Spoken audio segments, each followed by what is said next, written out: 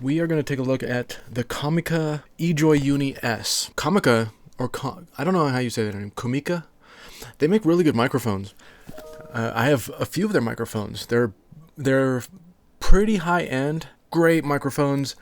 Well, this is more of a lower budget microphone, so I was really interested to try this out. So this is the Ejoy Uni S RGB cardioid condenser USB microphone. 48 kilohertz, 24-bit recording, so professional studio quality, they say. This supports gain control, monitoring, CalMix AI denoise and muting. It has a dynamic radiant RGB light with 4 optional effects, USB-C digital output, universal for smartphone or computer, integrated magnetic retractable stand, portable and stable, and adjustable sound pickup angle to use at will. I'm actually recording right now on the AT2020 Audio-Technica mic, which is my favorite mic of any mic I've ever owned. I have 2 of them because I love it so much. I think the sound is just how I want it to sound. Sounds great.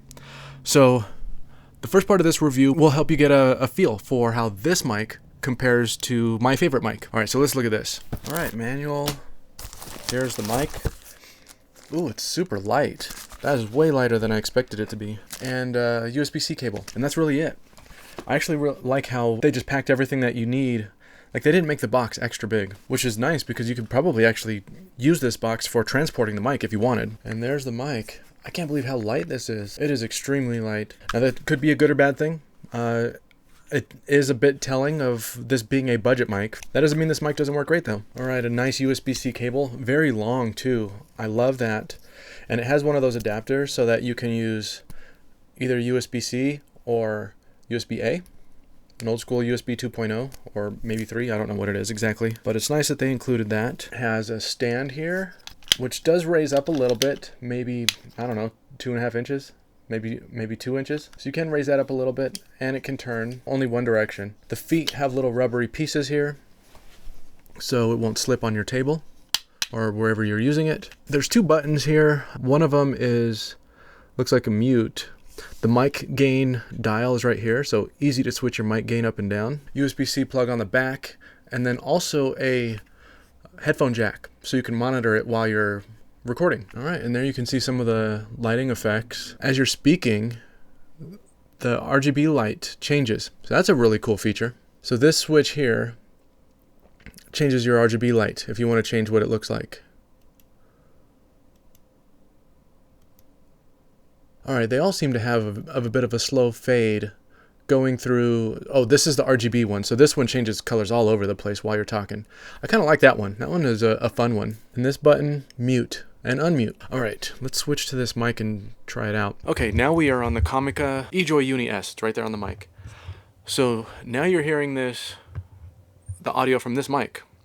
And let's turn, I don't know where the gain is at right now, but actually, I'm going to put it right where I was talking before, right next to my other mic. Okay, so now I'm talking into the Ejoy Uni S.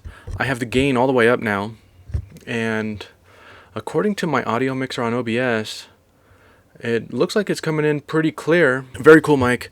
RGB features. You can change the light to whatever you want it to look like, to lots of different colors, or you can do what I'm doing right now, and it changes colors as you're speaking, so it's just all over the place, which is actually kind of fun. I like that.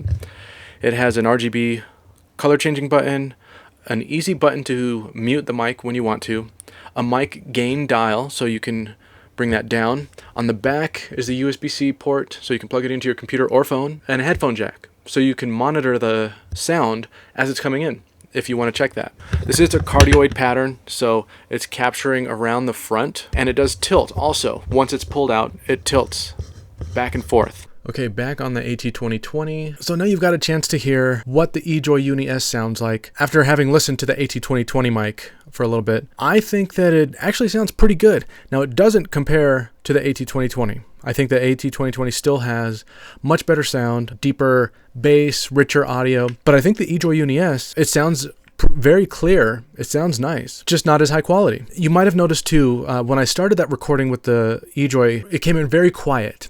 And that's because the mic gain was down. I don't know how far it was down, but it was low. Then the audio got louder. And that's because I increased the mic gain. So that is something to consider when you're using it yourself. And also one of the reasons why having that mic or the headphone input is really useful, so you can monitor the audio. So just something to keep in mind. But the audio came in pretty quiet at first. I raised the mic gain, sounded perfect. When you compare it to a higher quality mic, it almost sounds a little more tinny, I guess. I don't know if that's the right word, because I think it's not a terrible mic. It's not like a lot of really low quality mics out there that do sound very tinny. It just doesn't sound as rich. Testing this at a Starbucks. Lots of noise going on. People talking in the background. It's not very busy though, but a lot of ambient noise. A lot of things going on around here, so.